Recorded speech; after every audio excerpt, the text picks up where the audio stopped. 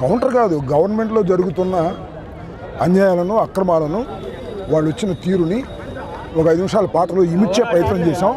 దానిలో విజయవంతం అయ్యామని అనుకుంటున్నాం. సంక్రాంతి సంబరాల సందర్భంగా ఆ పాటకు నృత్యం చేస్తూ జనంలోకి తీసుకువెళ్ళాలని నేను అభిప్రాయపడ్డాను.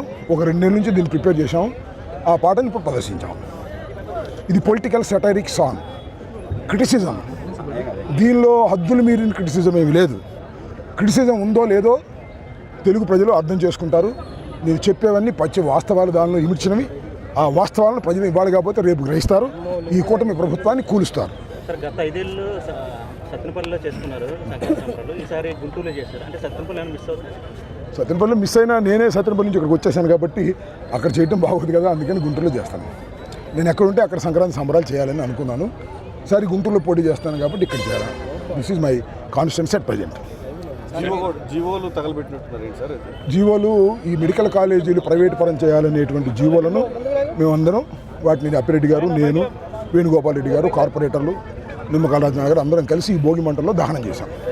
అంటే సంక్రాంతి అనగానే ముఖ్యంగా కూడా అంబటి రాంబాబు గారికి గుర్తొస్తూ ఉంటారు. ప్రధానంగా దేనికి అంటే ప్రధానంగా నేను గుర్తురావడానికి కారణం పవన్ కళ్యాణ్ గారు. నేను సంక్రాంతికి డ్యాన్స్ వేస్తే నన్ను సంబరాల రాంబాబు అన్నాడు. దాంతోపాటు బ్రో అనే సినిమాలో నా క్యారెక్టర్ పెట్టి గేలి చేయడానికి ప్రయత్నం చేశాడు. మొన్నేమో ఆయనే డ్యాన్స్ చేశాడు. నా స్టెప్పులు లేకుండా నాకు తెలియదు. ఆయన స్టెప్పులు నేను నేర్పాలా? Is a cinema actor, I'm not an actor.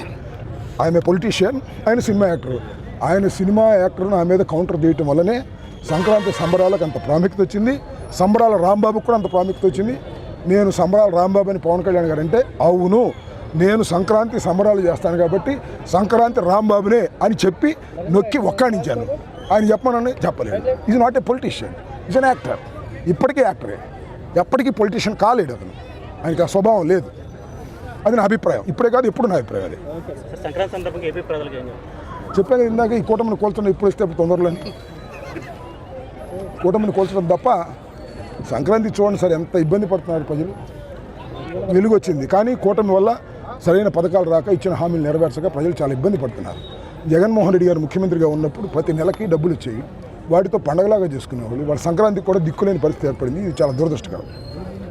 కనీసం ప్రజలు పండగ చేసుకోవడానికి కూడా డబ్బులు లేవు. పండించిన పంటకు గిట్టుబాటు ధర లేదు. పండించిన పంటకు దేనికి గిట్టుబాటు ధర లేదు. దేనికి ఒక్కదానికి చెప్పానండి, తలంచుతాను నేను. ఒక్కదానికి దేనికి గిట్టుబాటు ధర లేదు. రైతులు నష్టపోతున్నారు, మిల్లర్లు బాగుపడుతున్నారు, దళారులు బాగుపడుతున్నారు. ప్రభుత్వం మాత్రం ముందుకు రాదు. ధాన్యం కొనుగోలు కానీ, మొక్కజొన్న కానీ, జొన్న కానీ, పెసలు కానీ, మినువులు కానీ, మిర్చి కానీ ఏదీ లేదు. చాలా దురదృష్టకరమైనటువంటి పరిస్థితులు వాళ్ళ ఆంధ్ర రాష్ట్రంలో ఉన్నాయి. దానికి కూటమి అసమర్థ పరిపాలన తప్ప మరొకటి కాదు. ఏం అభివృద్ధి చేస్తుంటే చెప్పమని నాకు. రోడ్లు గుంటలు అమరావతి అభివృద్ధి? ఏది అమరావతి? 1,00,000 ఎకరాలు తీసుకున్నారు అభివృద్ధి? అప్పు చేసి అభివృద్ధి? ఎన్ని లక్షల కోట్లు చేశారండి? 3 లక్షల కోట్లు చేశారా? జగన్మోహన్ రెడ్డి గారు ఎంత చేశారండి? 90% 18 నెలల్లో చేశారు. అప్పు అయితేనో ఇది శ్రీలంక అయిపోద్ది అన్నారు. ఇప్పుడేమో జగన్మోహన్ రెడ్డి గారు 5 సంవత్సరాల కాలంలో చేసిన అప్పు కేవలం వీళ్ళు 18 మాసాలు చేశారు. ఏమిటి దుర్మార్గం? అప్పుడేమో శ్రీలంక, ఇప్పుడేమో సింగపూరా? ఎవరు చెప్తాడు? అన్ని మాయమాటలు చెప్పి మీడియా అడ్డం పెట్టుకొని మాయమాటలు చెప్పి మా మీద రాతలు రాంచి ప్రజలు నమ్మించాలని చూస్తున్నారు. ప్రజలు నమ్మడానికి సిద్ధంగా లేరు.